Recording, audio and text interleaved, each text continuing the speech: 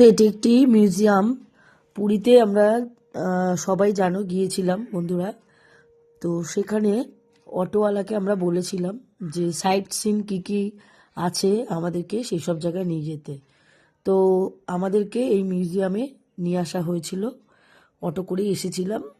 তো মিউজিয়ামটি আপনাদের ঘুরিয়ে ঘুরিয়ে দেখাচ্ছি। খুবই সুন্দর লাগলো দূর থেকে। তো দেখুন, ভীষণ সুন্দর মিউজিয়ামটি ছিল।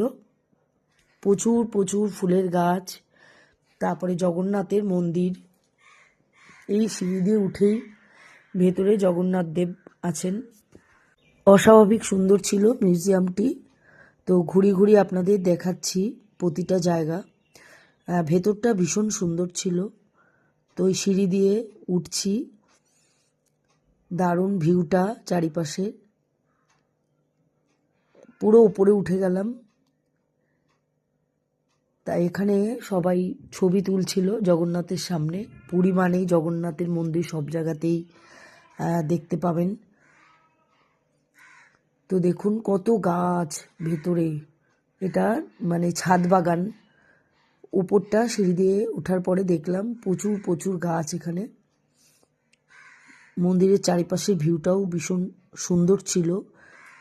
খুবই সুন্দর মন্দিরটা দেখতে। আর ভেতরে মিউজিয়াম বলতে আমার মনে হয় এই কিছু গাছ আছে আর কিছু পৌরাণিক মূর্তি আছে। তো আমি সবটা কাভার করিনি। তো এখানে একটা বুদ্ধ মূর্তি দেখতে পেয়েছিলাম। আর উপরে উঠে দেখলাম গাছগাছালিই বেশি, তবে ভিউটা ছিল অস্বাভাবিক সুন্দর। চারিদিক ঘুরে ঘুরে দেখলাম এবং কিছু কিছু ভিডিও করার চেষ্টা করলাম আপনাদের দেখাবার জন্য। তো ভীষণই ভালো লাগলো টোটালটা। এই যে এখানে দেখুন কি সুন্দর সুন্দর মূর্তি, বাঘ সিংহের অপূর্ব মূর্তিগুলি ছিল। আর নার্সারিতে অনেক অনেক গাছ ছিল, প্রচুর গাছ। দেখতেই পাচ্ছেন সব টবে বসানো। আমার তো ভীষণ ভালো লেগেছিল। আপনাদের কেমন লাগলো মিউজিয়ামটি কমেন্টে অবশ্যই আমাকে জানাবেন। ভালো থাকবেন সবাই, সুস্থ থাকবেন।